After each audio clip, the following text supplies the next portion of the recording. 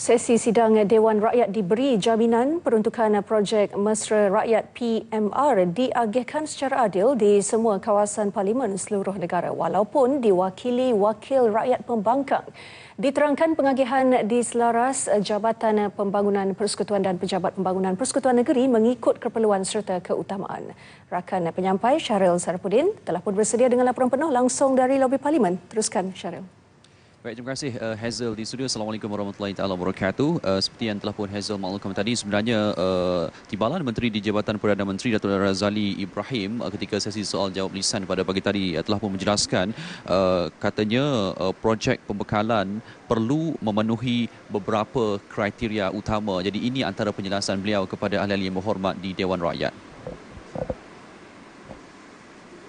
Sebab itu apa yang ditanya oleh Yang Berhormat, permohonan ini datang daripada pimpinan-pimpinan ahli parlimen, ada juga datang daripada Yang Amat Berhormat Menteri Besar Negeri yang terus kepada Perdana Menteri, dan malahan ada juga rakan-rakan Yang Berhormat turut senyap-senyap memohon kepada Perdana Menteri.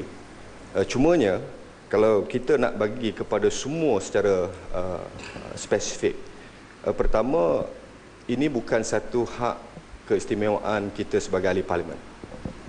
Semua hak kita, allowance dan sebagainya tak sentuh. Ini adalah satu projek supaya pengagihan itu lebih sekata dan lebih tepat dan cepat. Tepat maksudnya kita lebih tahu di peringkat bawah. Cepat, kadang-kadang ada bencana, kadang-kadang ada kebakaran, ataupun projek-projek yang dijanjikan semasa pilihan raya yang masih perlu diteruskan dapat digunakan jumlah yang ada. Baik, menurut beliau lagi, projek serta program yang disediakan melalui PMR merangkumi penyediaan kemudahan dan infrastruktur asas mengikut keperluan setempat, pelengkap rancangan pembangunan semasa serta meningkatkan dan memantapkan pembangunan sosioekonomi kawasan parlimen berkenaan. Susulan pembentangan pembasuhan bajet 2016 pada 28 Januari lalu, peruntukan PMR yang pada asalnya sebanyak 1.33 bilion diselaraskan kepada 804 juta ringgit. Jawapan yang diberikan sebagai menjawab soalan yang dikemukakan Wakil DAP Seremban Look Siu Fuk. Baik, seterusnya antara soalan lain yang turut dibangkitkan pada sesi pertanyaan jawab lisan adalah yang mana Kementerian Pendidikan telah pun memberikan penjelasan bahawa berbagai inisiatif telah, sedang dan akan dilaksana bagi mengurangkan beban tugas guru, terutamanya berkaitan pengisian data. Sistem pengintegrasian data dan pelaksanaan single sign-on ataupun SSO telah menerima pendaftaran sebanyak 398,862 guru setakat hari ini. Dan SSO merupakan sistem aplikasi yang membolehkan guru hanya perlu key in sekali saja untuk merekodkan semua data berkenaan dengan guru tersebut. Maka pada masa depan, apabila pengisian data dilakukan kali kedua dan selebihnya, mereka tidak perlu lagi mengisi perkara berkaitan data yang sama. Ini antara penjelasan yang diberikan oleh Timbalan Menteri Pendidikan. Satu kajian impak telah dilakukan oleh bahagian perancangan penyelidikan dan dasar pendidikan BPPDP dilakukan ke atas pelaksanaan pengintegrasian data SSO di 6 negeri iaitu Pulau Pinang, Johor, Terengganu, Perak, Sabah dan Sarawak bermula pada 15 Februari tahun ini hingga 26 Februari, mendapati bahawa satu, secara keseluruhannya pelaksanaan integrasi data dan SSO telah berjaya mengurangkan masa yang diambil oleh guru untuk proses kunci masuk data bagi 6 aplikasi yang digunakan secara kerap oleh guru di sekolah.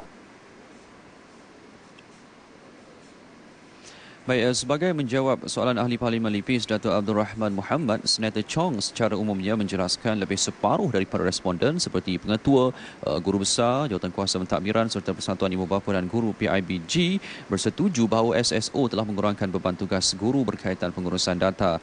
Hasil kajian impak tersebut juga, majoriti responden bersetuju bahawa inisiatif SSO telah menyebabkan pengurusan data sekolah menjadi lebih sistematik. Itu antara antara soalan ataupun pertanyaan-pertanyaan jawab lisan yang sempat saya bawakan pada tengah hari ini. Dan pada ketika ini sebenarnya seperti biasa Dewan berhenti rehat seketika dan akan disambung kembali pada jam 2.30 petang nanti. Cumanya pada minggu ini merupakan giliran menteri-menteri berkaitan menjawab bagi perbahasan usul titah diraja. 2 minggu sebelum ini proses perbahasan, ramai juga ahli berhormat daripada pihak perbankan dan kerajaan telah pun melontarkan idea dan juga pertanyaan masing-masing berhubung perbahasan usul perbahasan titah diraja ini, dan minggu ini selama 4 hari diberikan ruang masa kepada semua kementerian, 25 kementerian berkaitan yang akan menjawab semua soalan yang diajukan. Dah pun selesai sebenarnya pada jam 11.30 pagi tadi sehingga jam 1 tengah hari tadi. Kementerian Dalam Negeri yang mana jawapannya telah pun diberikan ataupun dijawab sendiri oleh Yang Berhormat Timbalan Perdana Menteri Datuk Seri Dr. Ahmad Zahid Hamidi, dan selepas ini Kementerian Kewangan pula akan meneruskan sesi giliran jawapan bagi perbahasan usul titah diraja. Intipatinya akan kami bawakan dalam Berita Nasional juga Parlimen 13 malam nanti.